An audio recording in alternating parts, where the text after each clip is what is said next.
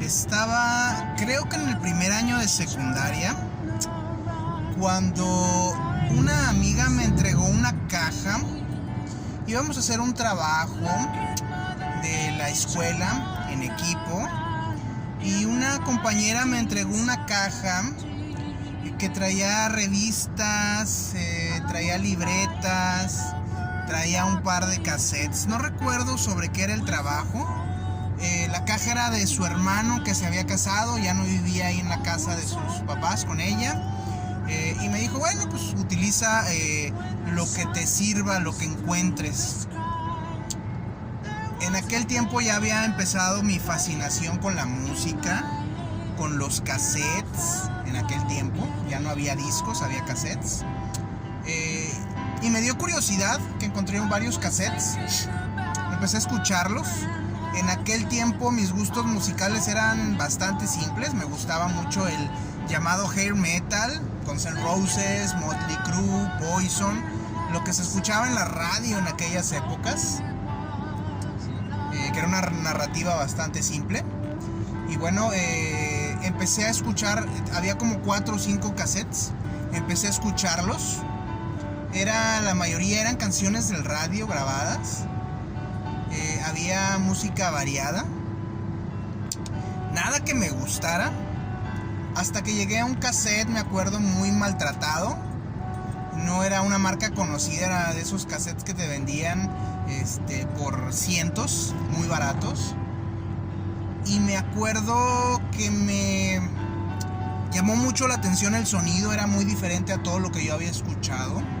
La voz del cantante, los arreglos. Parecía como si alguien hubiera grabado música muy vieja en su casa. Fue una experiencia bastante extraña, me sacudió, me llamó la atención. Y ese era un disco, lo estuve escuchando, me atrapó definitivamente. Se volvió de mis favoritos y yo ni siquiera tenía la menor idea de a quién estaba escuchando. Lo escuché, lo disfruté, me encantó. Hizo volar mi imaginación. ¿Quién sería este tipo? ¿Qué hacía? ¿Era inglés? ¿Era de Estados Unidos? ¿Era mexicano? ¿Quién demonios era este cuate? Ya hasta después, cuando empiezas a expandir los gustos musicales y empiezas a conocer realmente de mucha música, me di cuenta que se trataba ni más ni menos que de Neil Young. Y esta grabación perdida ahí entre estos cassettes se trataba del After the Gold Rush, un disco de 1970 que me tocó encontrar como algo perdido, como algo abandonado, como algo misterioso, que básicamente me entregaron sin saber lo que me estaban entregando. Lo escuché muchos años sin saber lo que estaba escuchando. Y bueno, ahora sí que si a ustedes les gusta Dinosaur Jr. o les gustan los Flaming Lips, ahí en ese disco After the Gold Rush de 1970 de Neil Young se van a encontrar el origen real de todo este sonido. Es el tercer disco de Neil Young y uno de sus discos más famosos y mejor elaborados. Me viene a la mente esta historia por la controversia que se ha originado en Twitter luego de que Elon Musk tomó el control y ha convertido a Twitter en un,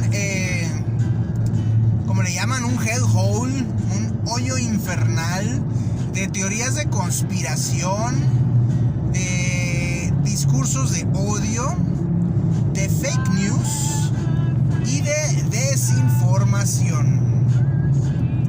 Lo que para los rusos fue Facebook, allá en el 2016, 2018, no recuerdo, creo que fue 2016, cuando Donald Trump se volvió presidente de los Estados Unidos, cuando estaba la campaña contra Hillary Clinton. Así como los rusos usaron Facebook para esparcir desinformación y usaron a Mark Zuckerberg, bueno, usaron a Donald Trump realmente como su agente de caos. Así pareciera que la misma propaganda rusa está utilizando Twitter y está utilizando a Elon Musk como su agente de caos, para crear ruido, para esparcir desinformación, no solo en Estados Unidos, en el mundo.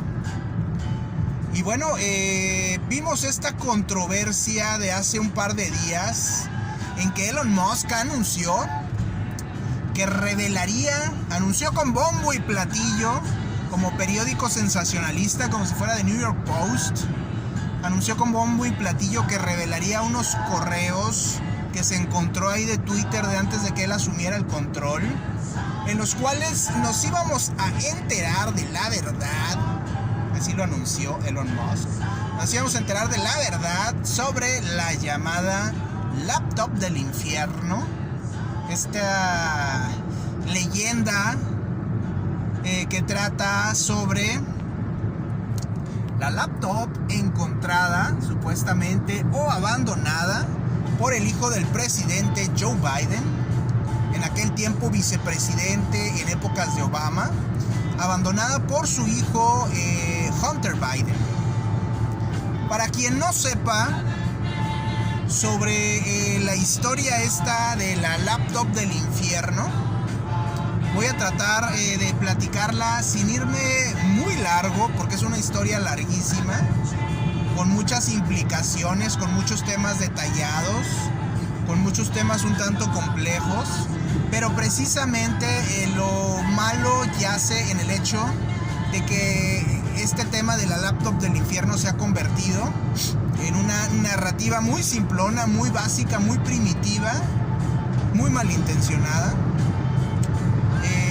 que a veces da pena pensar que esos son los argumentos que tiene el Partido Republicano para buscar golpear a Joe Biden y buscar dar algo de impulso a Donald Trump, que terminó convertido en el gran perdedor de las elecciones de medio término que sucedieron en Estados Unidos hace un par de semanas.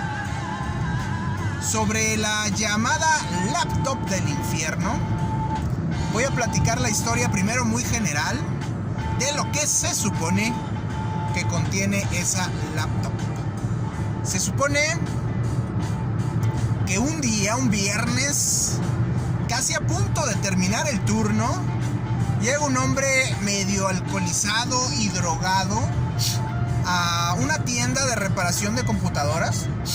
Llevaba una laptop que se había mojado por completo y pidió al encargado que la pudiera arreglar porque no funcionaba. Así como película de terror, ¿no? Ya era de noche, ya estaban a punto de cerrar y llega un extraño a la tienda, un extraño misterioso. Resulta que cuando le preguntan a ese extraño que quién era o a nombre de quién se hacía la nota, el trabajo, etcétera, iban a ser $85. El extraño comentó que era Hunter, su nombre, y cuando le preguntaron su apellido dijo Biden. Resulta que este extraño personaje misterioso de nombre Hunter Biden nunca regresó a la tienda. Resulta que el dueño de apellido Mac Isaac nunca, guardó obviamente bajó la información para tratar de crear un respaldo y guardó la máquina. La máquina no tenía reparación supuestamente, así que solamente respaldó la información que encontró y guardó la máquina por cierto tiempo. En Estados Unidos, cuando vas y dejas un equipo y no lo has pagado, después de cierto tiempo pasa a ser propiedad del dueño del negocio. Así como cuando dejan materiales en las bodegas estas pequeñas, en las bodegas particulares, y nunca el dueño fallece, nunca regresa. Bueno, después de cierto tiempo los dueños del local que contiene ese material se hacen dueños del material. Entonces, ya que esta persona fue dueño, dicen que se puso a ver la información, encontró encontró documentos y encontró fotografías personales. Se dice que esta información la entregó. Resulta que esta persona, Mac Isaac, era fanático o seguidor de Donald Trump. Y después, cuando supo de quién se trataba, que vio fotos personales, incluso que venía Joe Biden, documentos sobre negociaciones, acuerdos, políticas, etc. Resulta que entregó esta laptop a un equipo que estaba conformado en aquel entonces por el exalcalde de los Estados Unidos, de Nueva York, Rudolph Giuliani, que también, por si fuera poco, era abogado de Donald Trump, y también que estaba conformado el equipo por el ex estratega, en aquel tiempo estratega de Donald Trump, Steve Bannon. Resulta que Mac Isaac pensó que la información podría ser útil para la campaña de Donald Trump, así que la entregó. Y bueno, resulta obviamente que Rudolph Giuliani y Steve Bannon buscaron la manera de cómo esa información podía ser útil para la campaña de Donald Trump y para afectar la carrera o afectar las operaciones, por así decirlo, del Partido Demócrata allá en los Estados Unidos. Empezaron a correr rumores de esa laptop que Donald Trump la bautizó como la laptop del infierno, donde lo peor de los demócratas estaba contenido. Algo muy similar a lo que pasó con el tema del Pizzagate, en el cual se dice que la inteligencia rusa hackeó la computadora de John Podesta, uno de los encargados de campaña de Hillary Trump. Un caso muy similar, en el cual la historia de esta laptop del infierno fue publicada en el diario sensacionalista de los Estados Unidos, The New York Post, propiedad del magnate ultraderecha, también dueño del canal Fox News, del canal Fox, Rupert Murdoch.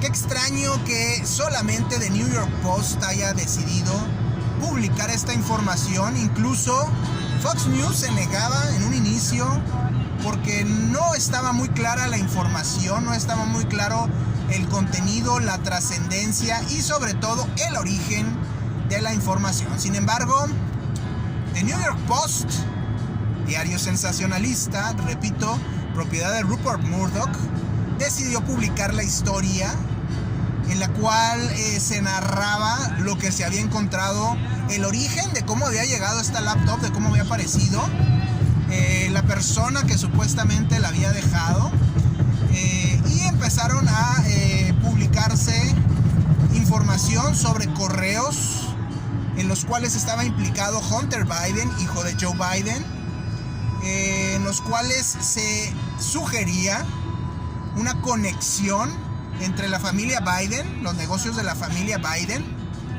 y negocios turbios en Ucrania y negocios turbios en China. Esa fue la información que se publicó originalmente, la historia sobre la laptop del infierno. Y bueno, ahora vamos a hablar más a detalle de lo que realmente llama la atención de este curioso caso, de esta casi leyenda urbana, obvia teoría de conspiración de esas que les encantan a los vecinos del país del norte, a los Estados Unidos. Resulta que es difícil o Mac Isaac, el dueño de esta tienda de reparaciones. Realmente la laptop no existe, ya no está, o nunca existió, o desapareció, o no sé qué le habrá pasado, pero Mike Isaac lo que en realidad entregó al equipo de Giuliani, de Bannon y de Trump fue un disco duro que contenía información. Mike Isaac no tiene manera de comprobar que Hunter Biden realmente llegó a su tienda y le entregó esa laptop. Así que desde ahí ya el origen, la cadena de las consecuencias o de lo que sucedió después ya es difícil de comprobarse.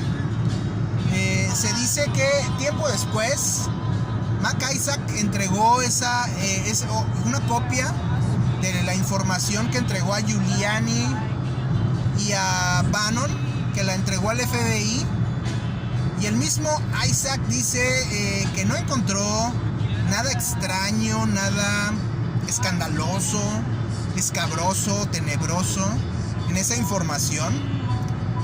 Encontró correos electrónicos que hablaban de Ucrania, que hablaban de China, que hablaban de negocios, de acuerdos, de tratos, y que encontró fotografías familiares de Hunter Biden, de la familia Biden. Algunas fotos medio extrañas, medio bizarras de Hunter Biden, aparentemente en hoteles, aparentemente en baños, en algunas ocasiones desnudo, algunas partes de cuerpo desnudos, algunas fotos selfies de Hunter Biden aparentemente drogado o alcoholizado, y nada más. El mismo Mac Isaac diría que no encontró nada que no hubiera visto ya en algunas computadoras que había reparado de algunos de sus clientes. Nada escandaloso, nada terrible. Se dice que el mismo FBI lo que iba buscando era principalmente fotografías donde hubiera abuso infantil, pruebas de temas de abuso infantil, etcétera, y no encontró nada de esto. La información que contenía la laptop del infierno y que era tema, digamos que de documentación, encontró correos, sí. Hunter Biden era el encargado de los negocios de la familia Biden, mientras que su padre Joe Biden y su hermano mayor Bill Hill se encargaban del tema político, eran los que estaban orientados a la política. Hunter Biden se encargó, en algún tiempo trabajó en administraciones de Bill Clinton y de los Bush, pero pues Hunter Biden era un tipo inteligente, bueno para los negocios, y decidió independizarse, establecer su propia firma de abogados, Seneca, y alejarse del tema político. Se dedicó a hacer trabajos de lobbyista, a impulsar proyectos con gobierno, obviamente alejado de la familia Biden, y tuvo negocios en Ucrania con ciertas empresas del giro energético, del giro de armamentos, y tuvo negocios también con ciertas firmas en China. Toda esta información pudiera ser manejada de forma tendenciosa, pero analizando los hechos y conociendo un poco más a fondo sobre los reportes de la gente que ha analizado esta información, dicen, pues sí, hay negocios con empresas, pero ciertos casos que surgieron de corrupción en Ucrania con esas empresas no están ligados a los contratos, no están ligadas a las operaciones que realizó Hunter Biden. Eran otros negocios, otras filiales, y obviamente Joe Biden no estaba relacionado con nada de esto. En el caso muy particular de los documentos que mencionan o ligan o involucran a China, también se nota mucho la mala intención o el manejo la manipulación de la información, debido a que empresas grandes como Tesla, como Apple, como Microsoft, cuando tienen negocios con China, tienen negocios con el gobierno de China, ya que el gobierno de China está involucrado por el tipo de gobierno, por el tipo de sistema, en todos los negocios que existen en China. Un negocio grande en China, aunque sea con una empresa, a final de cuentas el gobierno chino está involucrado con esa empresa y tienes negocios con el gobierno chino.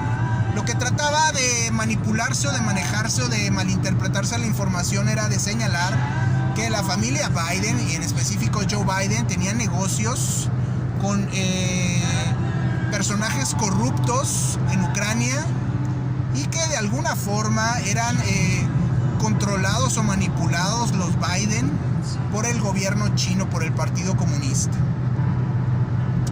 Ya saben, por un lado, la noticia falsa de que Joe Biden estaba involucrado en la fabricación de armas químicas, y por otro que Joe Biden era un agente del Partido Comunista Chino. Eran comunistas, los comunistas nos quieren atrapar y dominar.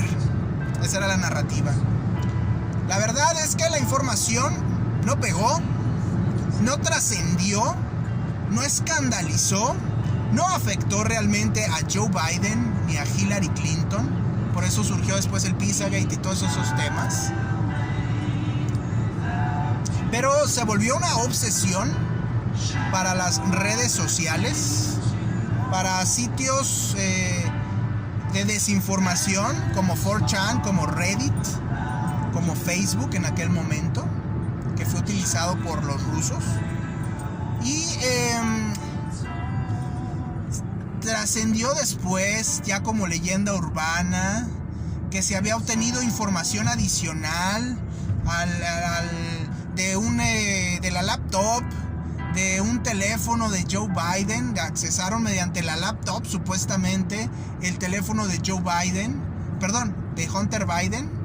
Mediante el acceso a la computadora, a la laptop, habían ingresado al celular o al teléfono móvil inteligente de Hunter Biden, y que habían accesado al iCloud, a la nube de datos de Hunter Biden. Ya ahí la gente le empezó a meter imaginación y empezaron a surgir fotografías, obviamente manipuladas, videos malísimos, fotografías en las que a veces no aparece ni siquiera la cara de Hunter Biden, fotografías malintencionadas de hombres teniendo relaciones con menores de edad, abusando de menores, fotografías en las que aparece la cara de Hunter Biden editada, obviamente el cuerpo desnudo de de Hunter Biden editado, manipulado, videos malísimos en lugares sórdidos, en los que sí en ocasiones aparece el rostro de Hunter Biden, pero obvias manipulaciones, obvios trabajos de edición que la gente quiso dar por verdadera, y empezó a crecer esta leyenda, que obviamente es una obsesión en la mente de los republicanos, de los conservadores, con el tema del satanismo, del abuso de menores. Son obsesiones tremendas que tiene el Partido Republicano, los radicales del Partido Republicano y los fanáticos seguidores de todo este rollo. ¿Qué rollo, como dice mi hija? El mismo Mac Isaac señaló que nada de esto existía. Incluso aparecen fotos de estos montajes que hicieron con el rostro de Hunter Biden, con su cuerpo desnudo, y en las que a veces ni aparece su rostro, en las cuales aparece Lady Gaga, en las que aparecen tarjetas de crédito de los Obama. Pues obviamente fotomontajes muy burdos, que algunos creen, algunos ignorantes creen, y algunos malintencionados difunden. Y Mac Isaac decía, pues yo no vi nada de eso en la computadora. El mismo Steve Bannon, ex estratega ahora de Donald Trump, haría una declaración muy importante en la que diría que la laptop del infierno y su información como tal se convirtieron más en un símbolo para ellos, en un objeto de una narrativa, más que la importancia real de la información que estaba ahí. En realidad la información no era tan controversial. No se sabe, quizás en realidad nunca existió esa narrativa, ese cuento de que llegó Hunter Biden a la tienda. Quizás la inteligencia rusa hackeó información de los Biden e inventaron toda esta narrativa, toda esta historia para ligar a Hunter Biden. Pero lo que más trascendió, curiosamente, obviamente debido al morbo de la gente, fueron las fotografías de Hunter Biden. Estas fotografías que dieron origen a toda esta leyenda urbana del tráfico de menores, del abuso de menores, de la superpersonalidad perdida de Hunter Biden. Y la realidad es que Hunter Biden mismo en algún artículo, en alguna revista, confesó que sí, que había tenido problemas con las drogas. Obviamente su persona muy afectada por la muerte de su madre, de su hermana, a una edad muy temprana, y después la muerte de su hermano Beau Hill, que se consideró siempre fue el favorito de Joe Biden. Entonces toda esta carga emocional muy triste, muy dramática, muy mala, negativa, la traía Hunter Biden. Obviamente todo el caos de su vida lo llevó al tema de drogas, de alcohol, de juergas, de orgías, lo que ustedes quieran, no sé. El cuate obviamente confiesa que se dio una muy mala vida, una vida muy decadente. Ya es un pecado que a él le tocará expiar. Se dice que se acercó mucho a la viuda de su hermano, incluso tuvieron una relación por ahí. Entonces todo esto acumuló a esta narrativa decadente, negativa, que se creó en las redes sociales. No estoy diciendo que Hunter Biden sea una buena persona, era un hombre de negocios, un tiburón, y adicional a eso, pues un drogadicto, alcohólico, pues obviamente toda la decadencia sexual y todo lo que ustedes quieran, pero nada comparado con todo lo que exponenciaron las redes sociales. Hunter Biden ya se retiró del tema de los negocios, dicen que vive con su pareja y que se dedica a pintar. Pero la obsesión de los republicanos por Hunter Biden parece que no desaparece. La obsesión de las redes sociales malintencionadas por este tema del abuso y tráfico de niños sigue surgiendo. De repente surgen videos. Y lo más lamentable es que Elon Musk ahora retoma esta narrativa de la laptop del infierno para buscar darle algún impulso a el desastre en el que ha convertido a Twitter. Ahora Elon Musk, como Donald Trump ya no le sirve de agente de caos a los rusos, ahora Elon Musk se presenta como títere, como agente de caos de los rusos, y retoma esta narrativa que la verdad, si la analizamos fríamente, si la vemos realmente como seres humanos, nos vamos a dar cuenta que lo único que refuerza es el hecho que los medios no quisieron publicar esta información, no por temas de censura, sino porque estaba mal armada, porque estaba mal fundamentada, y obviamente era un ejercicio del cual no había buenos fundamentos, buenas bases para considerarlo verdad, y que simplemente la desecharon como información, como desinformación, como fake news, como una teoría de conspiración. Eso es lo único que nos refuerza. Lo otro es que hubo obviamente mala intención. Se buscaron utilizar documentos que realmente no ligaban de forma negativa a la familia Biden y en especial a Joe Biden. Y por ello se llegó a la narrativa barata de las fotografías, del abuso a menores, que ya muchos incluso escalan de Hunter Biden a Joe Biden, y a toda la familia Biden ya son abusadores de menores. Las fotografías obviamente están truqueadas, si uno las ve son montajes bastante burdos, aquí sobre todo el tema de los fallidos intentos de Elon Musk, bastante vergonzosos, de despegar a Twitter. Elon Musk no puede, sube esta información que lo único que confirma lo que subió Elon Musk es que el gobierno no tuvo nada que ver para censurar esta información. La información era tan mala que es como cuando uno dice: esta nota es tan falsa, tan mentirosa, que no la voy a compartir, o la voy a señalar como información falsa. Eso no es censura, eso es sentido común, y eso es tener un pensamiento crítico y analizar la información que nos llega. Eso fueron lo que hicieron los medios, eso fue lo que hicieron las redes sociales. Los únicos obviamente fueron The New York Post, una publicación sin escrúpulos, sensacionalista, del cual es dueño Rupert Murdoch, un magnate de ultraderecha. Obviamente le convenía. Y bueno, es lo mismo exactamente que está haciendo Elon Musk. Está convirtiendo a Twitter en un medio sensacionalista, como The New York Post, como InfoWars, como vimos recientemente, esparciendo teorías de conspiración, esparciendo desinformación, esparciendo notas falsas. Eso es lo que está haciendo Elon Musk, y eso es lo que está buscando hacer con Twitter.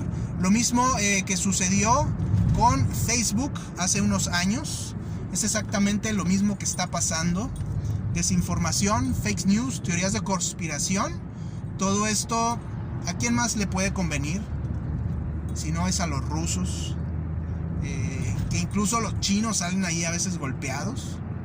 Pero es algo que tienen una gran tradición los rusos en el arte de la desinformación. Desde la época de la Guerra Fría, los rusos saben cómo filtrar información a medios baratos, a medios dudosos, para que vaya escalando poco a poco, para que llegue a la población y después permee ya a medios más reconocidos, por así decirlo. No hay que perder el sentido crítico, el sentido objetivo. La laptop del infierno no es otra cosa que una leyenda urbana, que una teoría de conspiración, que un manejo de desinformación, manipulación. Y bueno, hay que pensar en la falta de escrúpulos, la falta de dignidad de estas personas que tratan de manejar una campaña política con las artes más sucias, más miserables, más viles, y que no les importa golpear moralmente a personas, a familias, a seres humanos.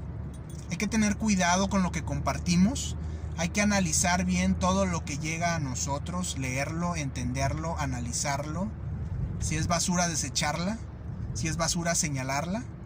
Y si es información buena, bueno, pues obviamente compartirla. La información es importante, es buena. Ayuda a crearnos una narrativa propia de las cosas, no una narrativa que alguien más trata de imponernos. Y bueno, este es el tema que ha surgido a partir de que Elon Musk, sin escrúpulos, ha decidido convertir escándalos para buscar llamar la atención.